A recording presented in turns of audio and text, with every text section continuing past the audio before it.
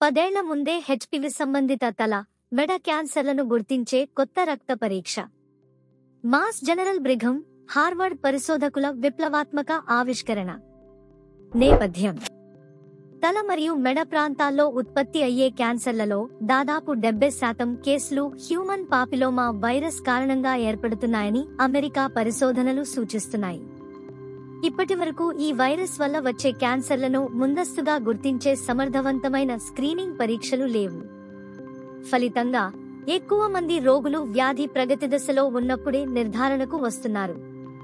కొత్త పరిశోధన: ఈ లోటును పూరించేందుకు హార్వర్డ్ మెడికల్ స్కూల్కు అనుబంధమైన మాస్ జనరల్ బ్రిఘమ్ పరిశోధక బృందం అభివృద్ధి చేసినది హెచ్పివి డీప్ సీక్ అనే అధునాతన లిక్విడ్ బయాప్సీ పద్ధతి.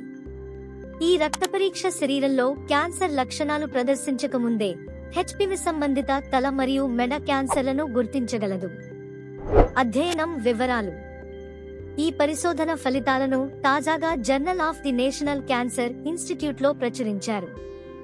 ఇందులో 56 రక్త నమూనాలను పరిశీలించారు. వీటిలో 28 నమూనాలు తర్వాత క్యాన్సర్ నిర్ధారణ అయిన వ్యక్తులవిగా, మిగతా 28 ఆరోగ్యవంతులవిగా ఉన్నాయి. ఫలితాల్లో క్యాన్సర్ అభివృద్ధి చెందిన రోగులలో 22 మందికి సంబంధించిన నమూనాల్లో హెచ్పివి ట్యూమర్ డిఎన్ఏ గుర్తించబడింది.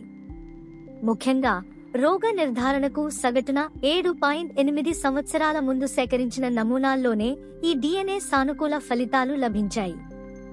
మెషిన్ లెర్నింగ్ సహకారం: పరీక్ష ఖచ్చితత్వాన్ని మెరుగుపరచడానికి పరిశోధకులు మెషిన్ లెర్నింగ్ మోడల్ను ఉపయోగించారు. దీని ద్వారా 28 క్యాన్సర్ కేసుల్లో 27 కేసులను ఖచ్చితంగా గుర్తించగలిగారు. వీటిలో కొన్ని నమూనాలు రోగ నిర్ధారణకు 10 ఏళ్లకు ముందు సేకరించబడినవే. నిపుణుల అభిప్రాయం: హార్వర్డ్ మెడికల్ స్కూల్లో ఓటోలారింగాలజీ సర్జన్ అయిన డేనియల్ ఎల్. ఫాడెన్ మాట్లాడుతూ, హెచ్పివి డీప్ సీక్ పరీక్ష క్యాన్సర్ అభివృద్ధి ప్రారంభ దశల్లోనే ప్రమాదాన్ని సూచించగలదు. దీని ద్వారా రోగులు తీవ్రమైన చికిత్సల నుంచి తప్పించుకుని వారి జీవన నాణ్యతను కాపాడుకునే అవకాశం ఉంటుంది అన్నారు. ఈ అధ్యయనం హెచ్పివి సంబంధిత తల, మెడ క్యాన్సర్లను దశాబ్దం ముందే గుర్తించే మొదటి రక్త పరీక్షగా శాస్త్రీయ చరిత్రలో నిలుస్తుంది. రాబోయే రోజుల్లో ఈ సాంకేతికత క్యాన్సర్ స్క్రీనింగ్ విధానాలను పూర్తిగా మార్చివేసే సామర్థ్యం కలిగి ఉందని నిపుణులు అంచనా వేస్తున్నారు.